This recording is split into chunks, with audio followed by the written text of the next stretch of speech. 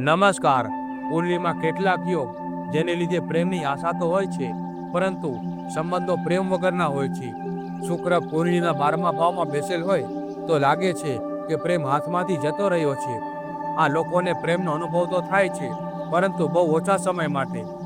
પૂર્ણિમા શનિની દ્રષ્ટિ શુક્ર પર હોય અથવા શનિ શુક્ર સાથે બેસેલ હોય, એ વ્યક્તિ પ્રેમથી હંમેશા ડરે છે.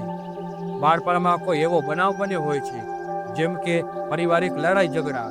એની અસર દિમાગ પર જીવન પર રહી જાય છે, જેને લીધે ડર રહે છે કે એમને પ્રેમ કરનાર વ્યક્તિ એમને હંમેશા માટે છોડીને જતું તો નહીં રહે ને. કેતુ અને શુક્ર પૂર્ણિમા સાથે બેસેલ હોય તો આ લોકોને પ્રેમ તો મળે છે, પરંતુ એમને હંમેશા અધૂરા જેવું લાગે છે. ચંદ્ર પર પાપગ્રહની દ્રષ્ટિ હોય તો આ વ્યક્તિ પ્રેમાળ અને સંભાળ રાખવાવાળો હોય છે, પરંતુ એ વ્યક્ત નથી કરી શકતા.